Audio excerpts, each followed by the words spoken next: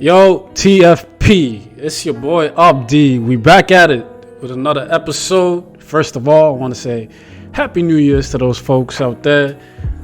Everyone, as a matter of fact, Happy New Year's to everyone. You know, Merry Christmas to all those who celebrated. Happy holidays. 2022, I know it's, still early, but I hope everyone's resolution is going amazing. But yeah, Happy New Year's to you guys. Today, as you can see with the, backdrop, got a few things to talk about. I'm gonna be talking about Demar Derozan, why I think he's playing at an MVP level, and he kind of getting overlooked. LeBron, man, playing like LeBron's out here playing like he's 22, 21, 20, 19, 18. Hasn't lost a step. And he's out here hooping. I'll be talking about that. And then I'll be talking about a little bit of Morant and Trae Young. Two of the most prolific point guards in the NBA. Young superstars. We're going to get into that. But yeah, let me start off with this cat right here. Demar Derozan. Chicago Bulls this year, who currently have a record of 25-10. I also want to add that without DeMar this year, the Bulls are 1-2. But a lot of people are talking about all these MVP candidates. You got Giannis, you got Nikola Jokic, you got those main 3, 4, 5 guys that they talk about. Joel, you feel me? Dame. All these cats, Steph Curry, and then you got the cats that no one talks about, whereas DeMar, LeBron, which is insane. No one's talking about him being an MVP or being considered an MVP candidate. He's doing what he's doing at 37 years old. I'll get to that next. But let's speak on what this man has been able to do with the Chicago Bulls. People seem to forget that a few years ago,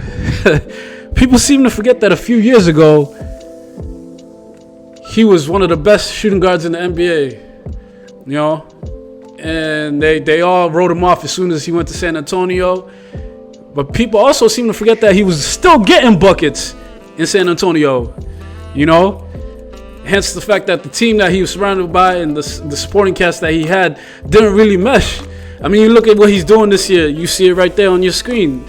26.9 points, 5 rebounds per game, and 4.5 assists per game. You look at the supporting cast the Chicago Bulls have, and is Lonzo, Levine, Vooch, Caruso. And you're looking at this guy's numbers like, whoa, pooh. It's amazing to a lot of people, but real talk, when you really think about it and you sit down and you look back at what he's been able to do in previous years, this is a cakewalk for him. This is a cakewalk for him. It's easy. There's no problem for him, like to average this many points, to get this much. Like, he's just, I feel like a lot of the media does nowadays is just focus on 3, 4, 5 guys for the entire year and then leave out the guys that are playing at an amazing level. And his counterpart, his teammate, Zach LaVine is also playing at a all-star level as well. No one's talking about that. All-star level and MVP level as well. No one's talking about that. So I'm gonna give this guy his flowers while he's in the league, while he's still playing in the NBA. Man, folks out here just stick to 3, 4, 5 guys.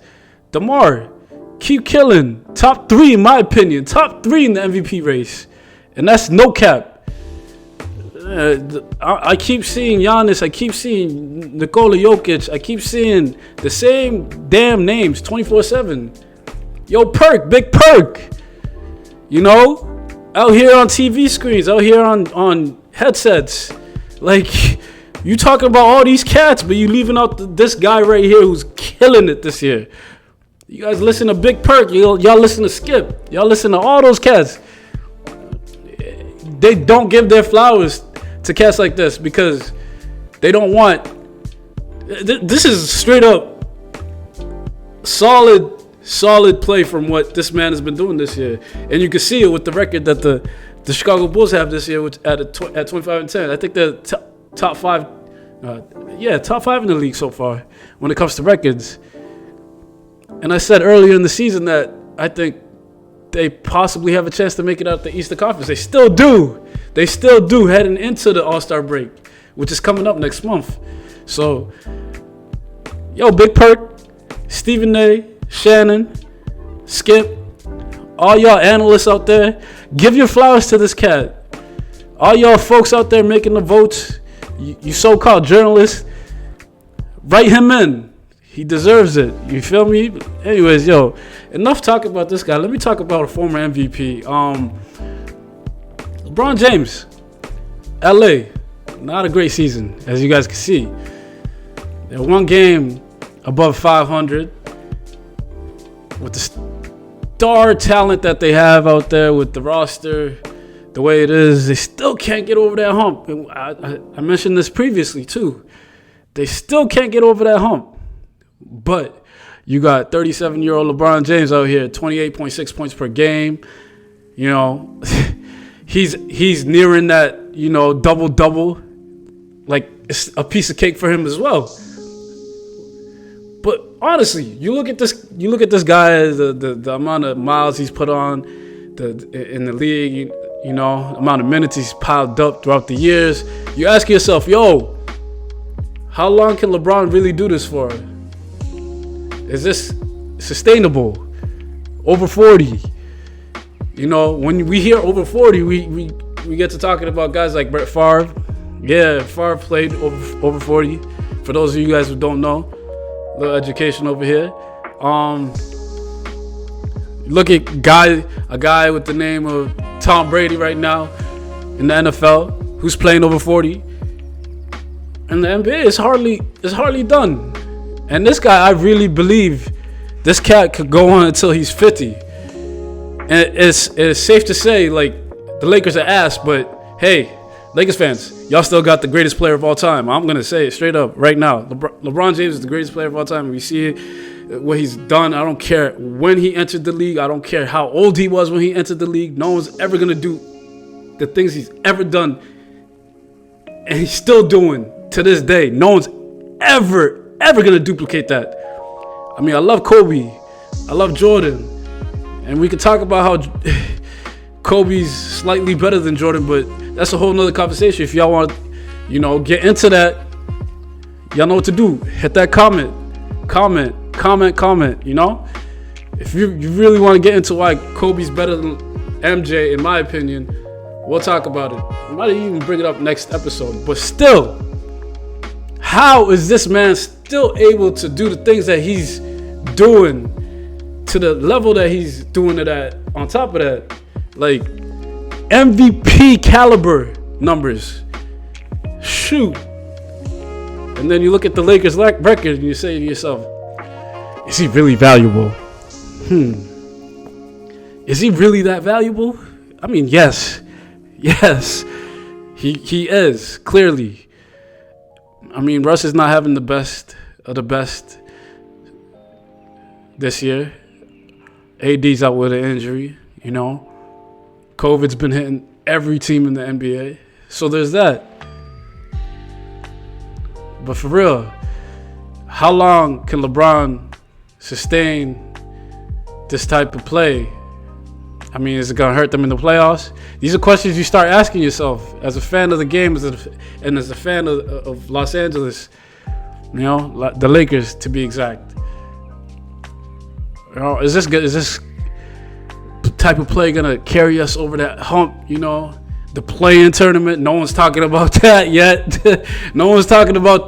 But looking like these guys are going to be in the play-in tournament. What happens then? Is LeBron going to get too worn out, too tired? These questions all, they all come in pieces. So, as a front office, I mean, we all know LeBron is the front office wherever he goes, but as a front office and as a coaching staff, what are you going to do before the trade deadline? What are you going to do when free agency comes around? Questions arise. in my opinion, I think LeBron, as I said, LeBron's going to do this. And he's going to play absolutely insane and put up insane numbers in the playoffs. And the Lakers are still not going to do as well as we all thought they were going to do this past offseason. But yeah, Bron, can you still get this going in April, May, June? You still going to be able to do what you're doing? We'll see. We'll see. But yo, let me talk about these two cats right here. These two guys right here have been absolutely killing it. First of all, send my flowers out to Trae Young. 56-point game that he had against the Blazers, which they lost. No John Collins. COVID's hitting that team as well. Ja coming off an injury. Ja's coming off an injury. Absolutely killing it. 25.1 points per game, 6.7 assists per game, 5.7 rebounds per game. And I'm going back to the MVP talk that I just had in my first segment when I was talking about DeMar. These guys get left out. Why? Because the media y'all listen to is feeding you some bullshit with the same 4 or 5 names. Why are these guys not the same caliber as the same 4 or 5 names you hear on a daily, consistent basis, on a daily basis, right? I mean, shit. Trae's averaging. I think he's top 3 when it comes down to like how much points per game, a single player is averaging so far this year, and it's swept under the rug. Why? Why is Ja's performance swept under the rug? I mean, yeah, you see him on like House of Highlights, Bleacher Report, all that BS. But no one else is talking about how these guys are putting up MVP numbers. Anyways, let me get to the question, yo. Is Ja better than Trae? You look at the stats, it's a little similar. It's not really there. I think Ja has a higher potential than Trae definitely does, in my opinion. I think Ja is definitely going to last longer in this league, in my opinion. Trae's a dog, don't get me wrong. He's not one to mess around with. Ja's the guy that you would take if it was a bench or cut. Oh no, a start or cut, not even a bench. Start, bench, or cut. Start or cut, or start. Let's do start or bench. All right, I'm starting Ja over Trae, simply because of the high intensity that he plays with. We've seen that with Russ. We've seen that in the past with D Rose. I'm comparing their games alike just because of how explosive and how intense this guy plays at on a daily basis. I mean, I love Trae. Love him to death.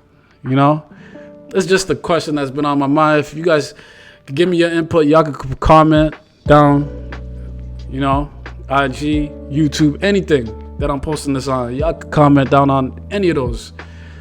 And let me know who you think is really, really better. You feel me? Yeah. Going back to that, let me go back to that, what's it called?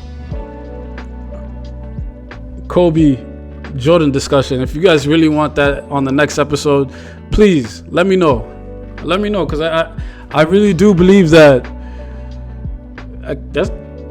could spark up some controversy on my end, and on your end, depending on how you see it, how you view your opinion. We could talk about it. If y'all want to talk about it, let me know. We can make a Zoom room, But in the meantime, if you made it this far, like, comment and subscribe. Please subscribe. Please subscribe. You feel me? As a matter of fact, like as much as you can. Engage, appreciate y'all for listening. TFP season 5, episode numero 4. Yeah, I still know my Spanish. Shout out Mr. Morales. Yeah, y'all take care. Happy New Year, yo.